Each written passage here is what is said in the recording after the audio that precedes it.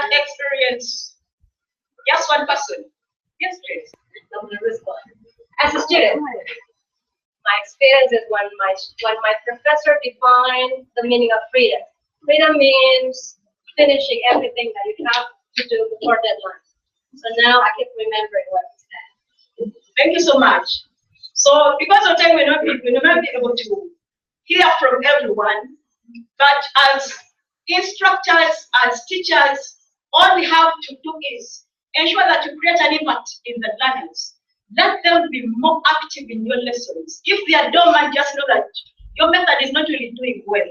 So do everything to ensure that they can become problem solvers, that they can be able to work together among themselves, that they can be able to communicate their ideas easily. So if they're not of that particular type, just question yourself as an instructor and do something about the method that you use. So basing on that, members, it is the basis of our professional development module title. What is our title? Utilizing of PowerPoint instructional materials to enhance the courses in teaching and learning. Under the courses, we're looking at creativity, collaboration, critical thinking, and communication. They are 21st century skills, and you have to impact those skills in all the learners all over the globe because the world is becoming more competitive. What are the objectives of our module? Number one, we have to explain the meaning and the rationale of the courses. What are they, and why do we need them anyway? That will be handled in detail in our module session 1. Then second objective is describing the major principles of e-learning and how we can use them to develop a computer-based instruction material. In our particular focus, we're going to base on PowerPoint as a simple tool, which can, I think, can be available to many people in different communities all over the world. Then, in our last objective, we shall develop a computer-based instruction material that can help us to bring out the courses in all the lessons that we teach to our learners.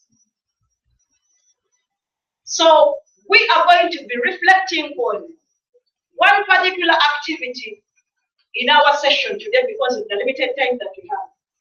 However, if you want to have the details of whatever we're going to be having in this module, you come to that particular topic, ILEP 2016, and look up for that particular topic that we're going to be discussing. So in this particular session, we are going to focus on a part in session 2 of the general module and one other part in session 3. Then I'm going to call upon my colleague to take us to the next. Thank you so much, David, for that presentation. I wish to welcome once again everyone, and we are actually trying to sort some issues here because in our current world today, we have different needs and different challenges and different problems all over the world.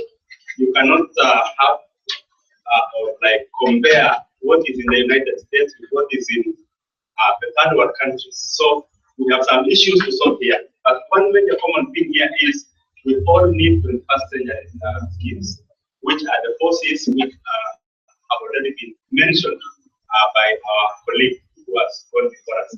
Now, for us to be able to attain these 21st century skills, we actually need technology.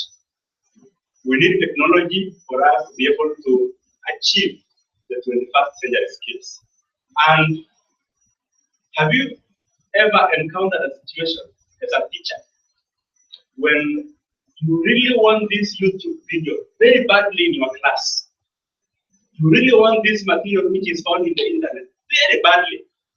And then, as you try, you get that response. Server not found. When you try to read why, point number 2 tells you, check your computer network connection.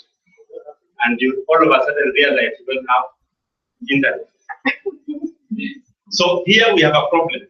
We are trying to solve a problem to people in the third world countries and in many rural schools who cannot access internet.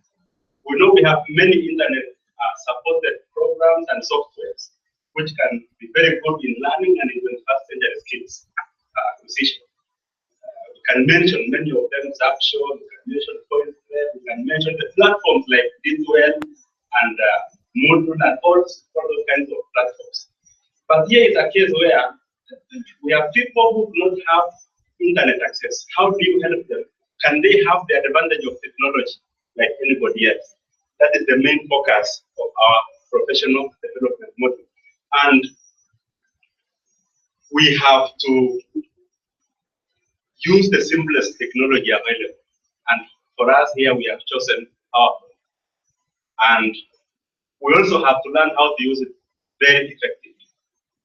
And so at this moment, I want to invite you now to go with me through this process very briefly. There are certain things that we need to understand and be able to make them, put them in practice when we are developing any instructional material that is PowerPoint based or computer based.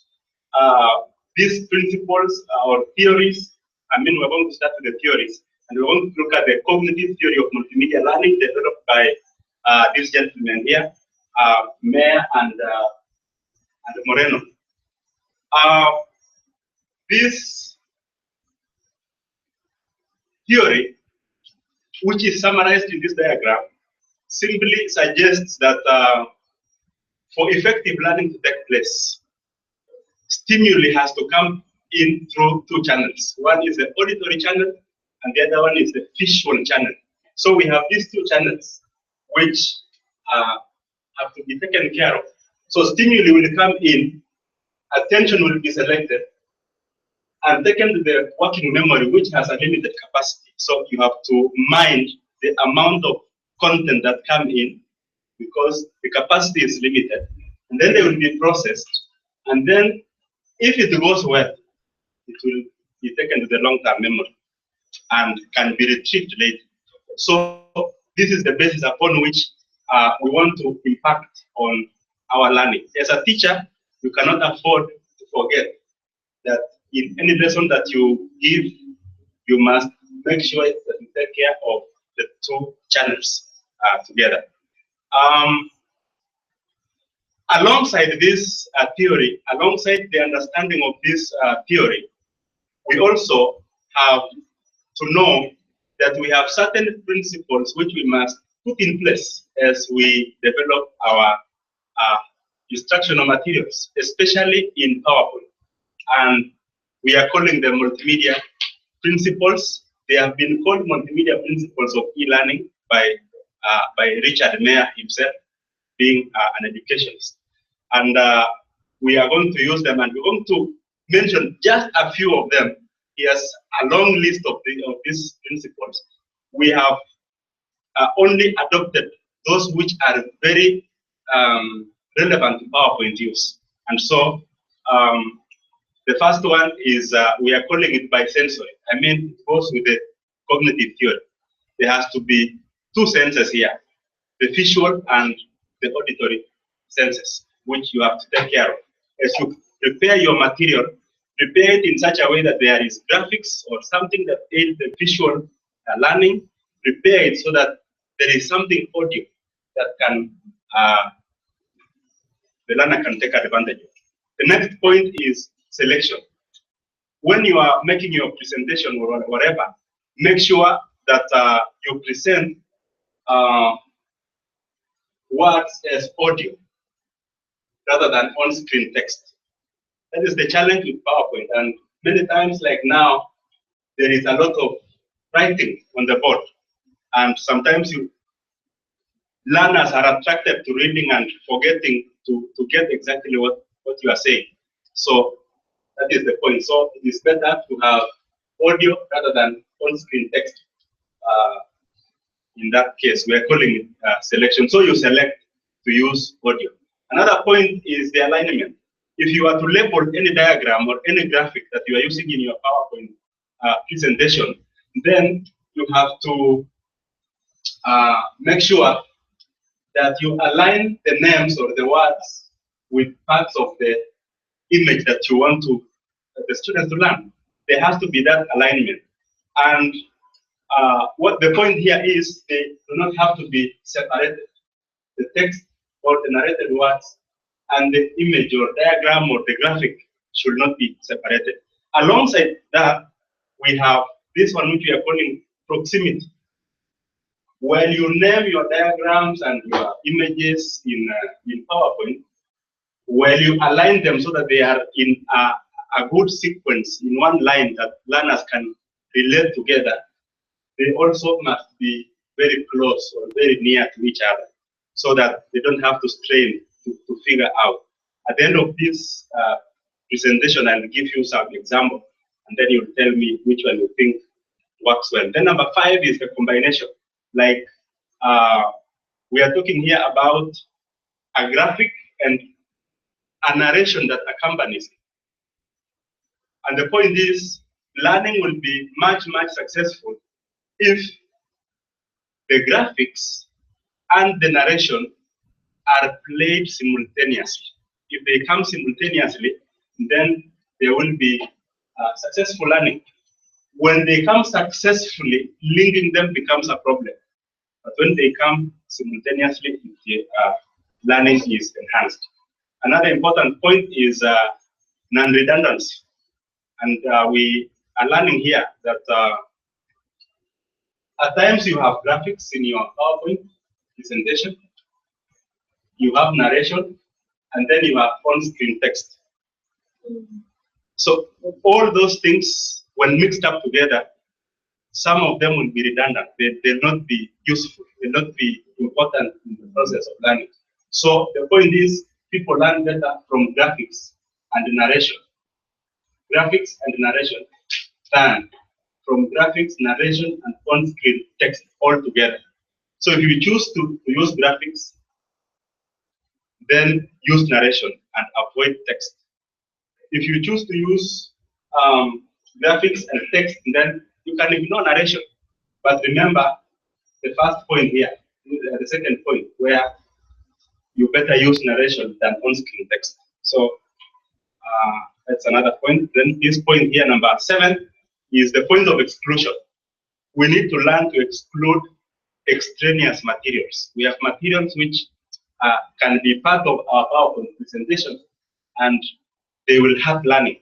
Like you may have some unrelated music playing from the background, and related content and related images and graphics playing around as part of your PowerPoint. So when you exclude that, learning will be far much better. The other point, which is going to be our last in this point here, is the pacing. Learning will be very much more effective when there is control of the speed at which slides flow, the speed at which graphics move. When you are able to control that, then you are likely to have much more meaningful learning, because you can even differentiate. Like in a situation where you prepared PowerPoint and you've given to individual learners, maybe in their desktop computers, they should be the learner should be enabled to control the speed at which items move, so that they can take their time and learn at their pace. That marks the end of the multimedia principles. How do we now use our PowerPoints to meet our forces? Now this is where you come in as a teacher. This is where I come in as a teacher. And but before we look at that, look at these diagrams here. In this diagram, we have diagram A and diagram B. In diagram A, you can see how the diagram is named and labeled, and same case in diagram B, you can be able to see that. Maybe if I may ask this audience here today, which one among these two will you prefer to use in a PowerPoint presentation? A or B? A. How many say it doesn't matter?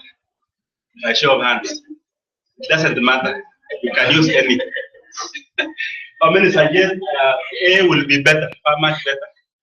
Oh, what do you think are the reasons? the words are closer to the EB. The intended. Yeah. Okay. Part. The parts of the names and the parts are close together. That's good. Any other point? Yeah, the text, your eye doesn't match it to the left. The text here is very small. Yeah. Yeah, you cannot be able to see from a distance. So all those are points which you can be able to see. They are very reasonable. And yeah, so let's move to the next item where we are going to look at the points which we have to consider in enhancing the forces. Here are the points which you must keep in mind as a teacher. And remember, I said this is where you come in as a teacher. We have always, in my group here, we have discovered that there is no amount of technology that can replace a teacher from the classroom. The teacher has to be there. The professional person must be there for learning, for effective learning to take place. And so here is where you come in. Point number one, use relevant and appealing images or graphics that will stimulate critical thinking. It is from what you use that will spark something in the mind of the learners. It will spark them to think. Point number two, you make sure you include slides with content or questions that will give instructions for student interaction and collaboration. So we are moving away from using PowerPoint as a lecture tool into an interactive tool. Remember, we are solving a problem in places where we don't have internet, where people can interact freely. So your PowerPoint can have content which will give instructions, which will give instruction to the class to take certain collaborative steps, to make groups and to discuss certain questions and answer and respond. The next point is to include slides with content or questions that demand students' responses. So in the process of the PowerPoint, there should be questions as part of the slides, as part of the presentation, which will demand that students or learners can respond to you as a teacher, as you respond to them, so that there is communication in the classroom. Another point is you have to be careful to ensure that the entire presentation ignites the learner to develop new ideas, new processes, and new products. This is all that we call creativity. So in the whole presentation, you should be asking yourself, how does my presentation, how is it going to ignite or spark learners to think much more deeper and think of new ways of solving problems and such like stuff. That is where you come in as a teacher. Your creativity will finally impact on learners' creativity. And the last point here is your careful choice of video, your careful choice of graphics, your careful choice of images that you use, your careful use of the narrated content will all facilitate all the points that we have stated here. So you have to be present as a teacher in the whole process. And at this point now, we want to look at the practical bit of it. How can we do something about this? How can we be able to make real presentations? Can we create PowerPoint? Can we add narration to PowerPoint? Can we be able to do that? That is one other aim of our presentation, and I want to welcome my colleague Peter to take us through that session. Thank you, Robert and Teddy, for taking us through the first part of the presentation on the introduction and also the forces and also the multimedia principles. At this particular point, I want to go to PowerPoint presentation. I know that PowerPoint is a very powerful tool that is used quite widely by many teachers across the world. And Robert talked about the problem of interconnectivity. That is areas where we don't have internet network. And we want to also make sure that even in those classes, we have the forces being taken care of. At this point, I want to discuss about PowerPoint presentation. As I said, there are so many things that you can do with PowerPoint, but because of time, we have only chosen one component, and that is the PowerPoint recording of PowerPoint presentation.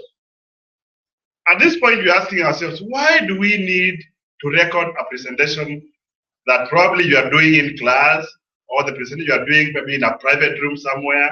One of the reasons to do that is that you can use it in the absence of the teacher.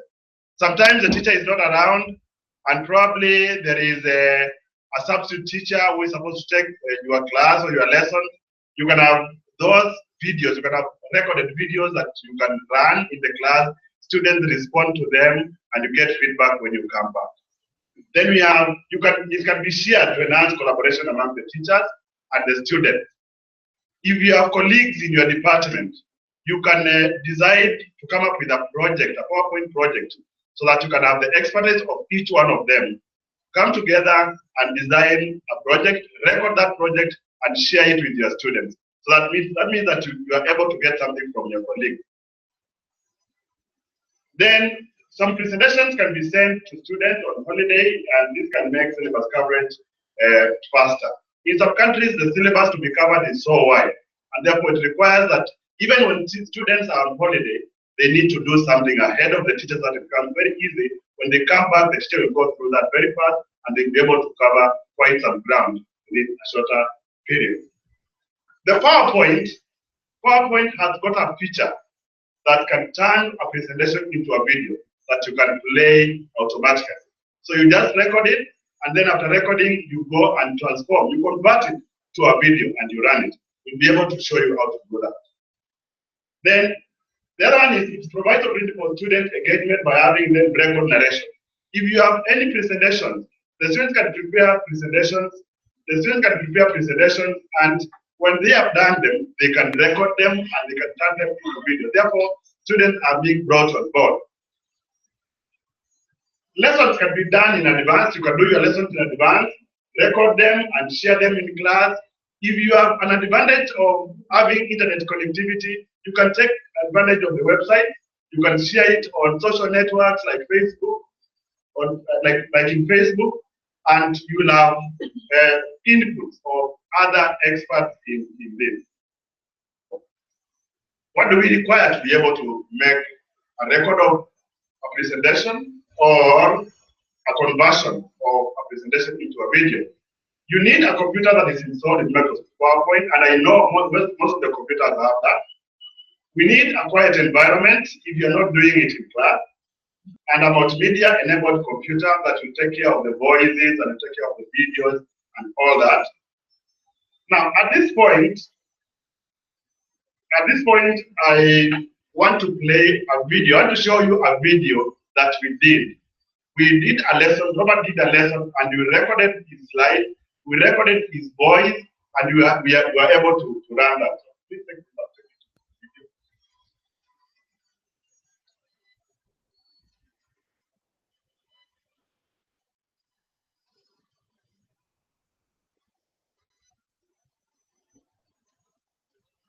Good morning, class. Today, in our physics lesson, we are going to discuss about cathode ray tube. And in our topic today about cathode ray tube, we will start by looking at some very important definitions.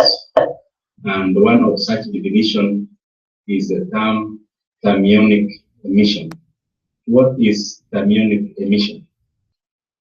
Thermionic emission is defined as a process of producing electrons. Because of time, you'll not be able to view everything, but I think the idea is clear. These are slides that have been recorded, and you can listen to that teacher. That video can be shared with the student, you can be shared with your colleagues.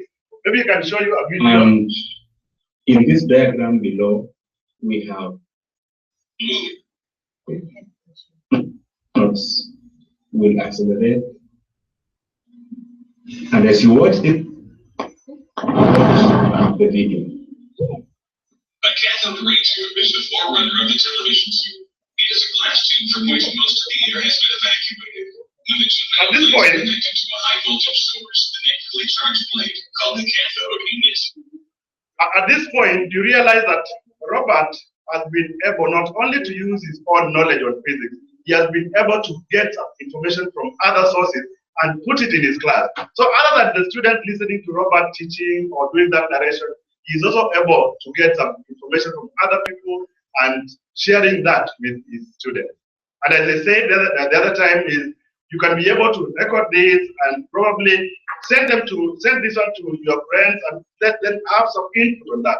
Like for example, when I go back, when I'm doing my presentation, I can record that and probably send them to some IUP staff, and I'll expect something from them.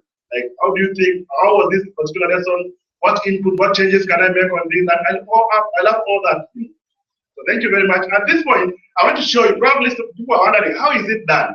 Very briefly, 1 minute of your time, I want to show you how you do the recording and how you do the conversion to a video.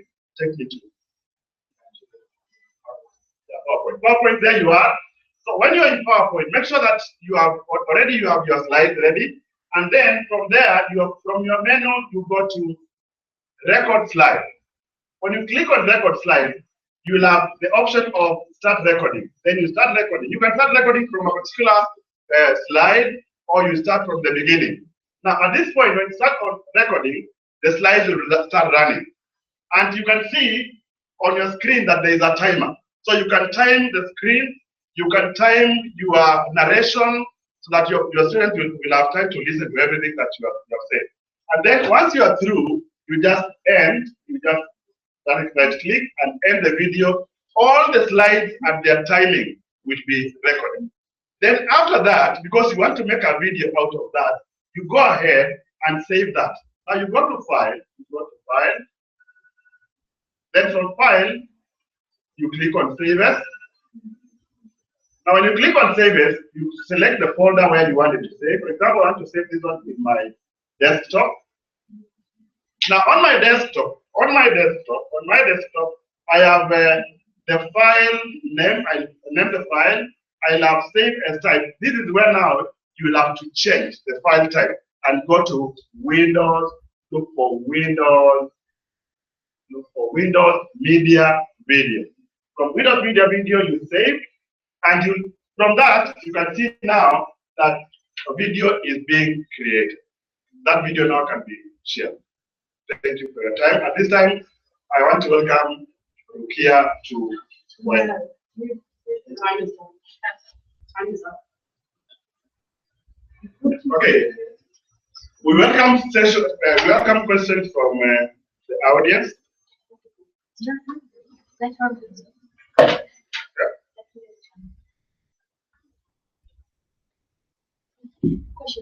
Question. The microphone is.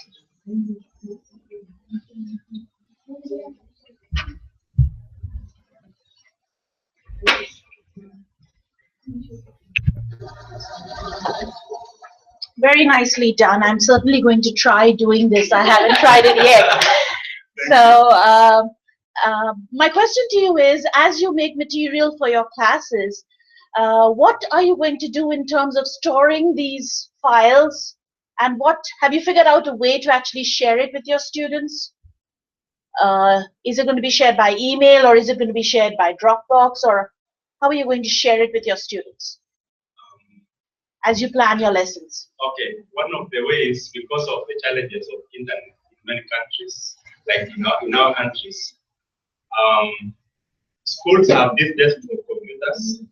So once you prepare your slides and you convert them into videos or whatever form it is, we can save them in hard drives like CDs or flash disks, and then we can copy them to students' computers, and they can be able to make use of them anytime they feel like. And in cases where, like my colleague was talking about, during holidays, when we don't have internet in schools, but privately each person has internet in their mobile phones, then we have platforms like WhatsApp and such like stuff. You can be able to shoot them off, and learners can be able to have them. Any other question?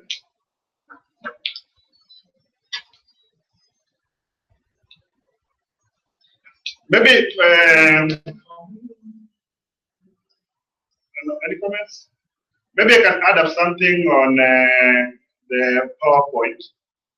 That in PowerPoint we have what we call the ads on feature, and we have what we call iSpring River. iSpring River is an add-on feature that you can add in your PowerPoint that will also enable you to do recording of your presentation. We also have what we call Office Mix. Office Mix, you can also download it. Office Mix is free. The other one is not free. It is free for the first 30 days, but after that, you'll have to pay. But at least for people who don't have money to pay, you can take advantage of the 30 days and do something for them.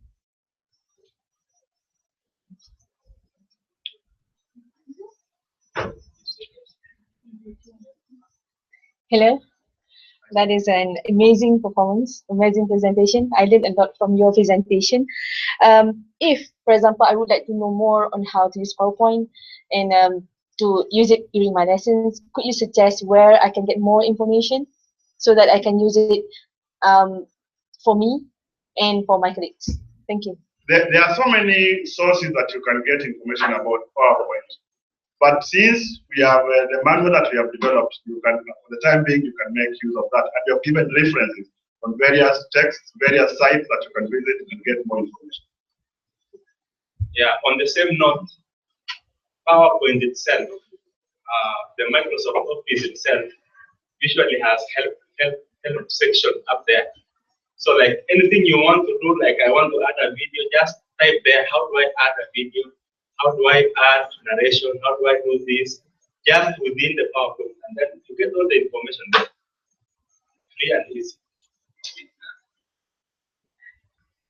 I concur with my colleagues that this is an excellent presentation. But I have a question for Rakia. Would you like to share anything with the group today that you did not have an opportunity to share at the very end of the presentation? What I would like to share with you is about the importance of improving our teaching learning practices, especially by using the simple technology like PowerPoint presentation, and we make it interactive in order to make sure that we provide a wide range of learning to students' engagement, especially in developing the 4 Cs. Thank you. Any other questions? Oh, okay. Does any of you have resources at your school by which students might learn how to use PowerPoint in class? And is it appropriate to do so with your curriculum? Yes. Most of the schools in our countries, they have computer labs. They may not have computers in every class, but at least there is a designated room where they have put a few computers so students can make use of that. And maybe computer science is one of the subjects that are taught in many of the East African countries. Okay, let me focus more. In my school, it is a subject that is handled by students in ordinary level secondary and advanced level secondary. So much as the students don't have personal laptops or personal computers, we have a small computer lab. And at times, the parents, if you cooperate them in helping the students to learn, you send them a message to help the learners out, such that even those who are not residing in the school or those who are not in boarding section, if the parents come to be aware of which kind of assignment has been given to the students, they help them to go out to the internet cafes out there. However, even during the holiday period, the school is always open to allow them come in and do their work.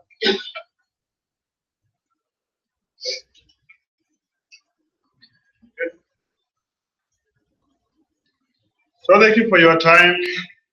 We want to take this opportunity to thank all the people who have found time from their very busy schedules to be with us here. We want to thank the staff of IUP for the many things that we have learned from you.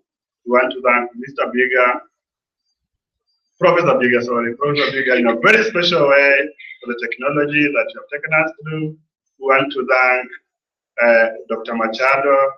I remember if it was not for Dr. Machado, I would not have done anything to do with forces. I didn't know anything about forces. Probably I used to apply forces not knowing that these are forces that I'm applying. And all the members that have really meant this as success. Thank you very much.